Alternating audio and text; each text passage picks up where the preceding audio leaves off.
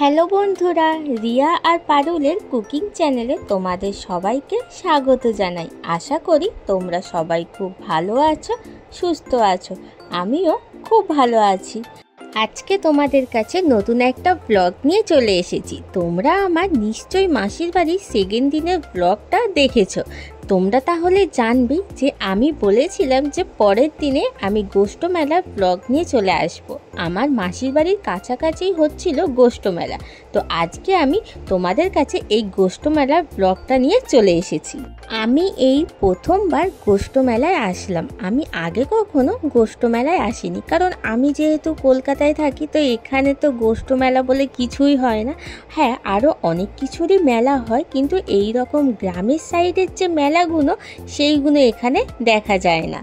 দিদি বলছিল যে গোষ্ঠ মেলা নাকি পয়লা বৈশাখের সময় খুব জোরদারভাবে হচ্ছিল, মানে খুব সুন্দরভাবে নাকি সাজিয়েছিল, আরও অনেক কিছু অনুষ্ঠানও নাকি এখানে হচ্ছিল।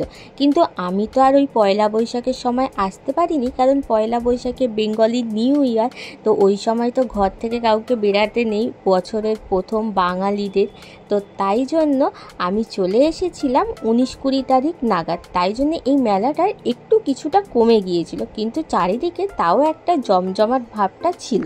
সন্ধে নাগাদ আমি, দিদি, মা, মাসি, দাদারা সবাই মিলে রেডি হয়ে বেরিয়ে পড়লাম গোষ্ঠ মেলায় যাওয়ার জন্য।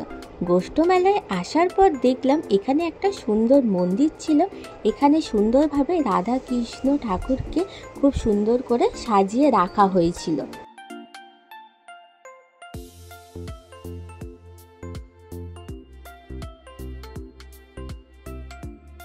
ঠাকুর দর্শন হয়ে যাওয়ার পরে চলে গেলাম আমরা সবাই মিলে স্টেজের কাছে। আর মেলা মানেই তো অনুষ্ঠান, তো অনুষ্ঠান না হলে কি চলে? তাই এখানে খুব সুন্দর দেখলাম নাচের অনুষ্ঠান হচ্ছে, তাই আমরাও বেশ কিছুক্ষণ দাঁড়িয়ে অনুষ্ঠানটা দেখছিলাম। আর নাচগুলো খুব সুন্দর হচ্ছিল, তাই আর যেতেও ইচ্ছা করছিল না, কারণ মেলায় এসেছি আর অনুষ্ঠান না দেখে চলে যাব, এটা কি ভালো লাগে? তাই জন্য বেশ কিছুক্ষণ দাঁড়িয়ে আমরা সবাই মিলে একটু অনুষ্ঠান উপভোগ করছিলাম।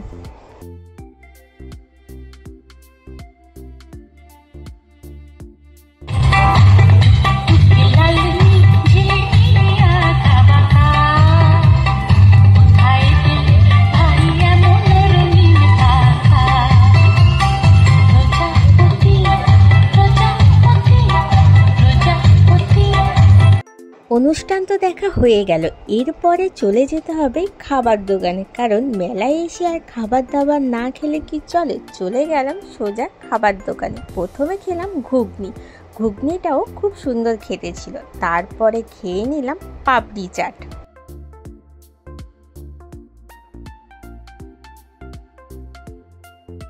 পাপড়ি চাট খাওয়া হয়ে যাওয়ার পরে বাটারস্কচ আইসক্রিম খেতে খেতে সোজা চলে আসলাম বাড়িতে।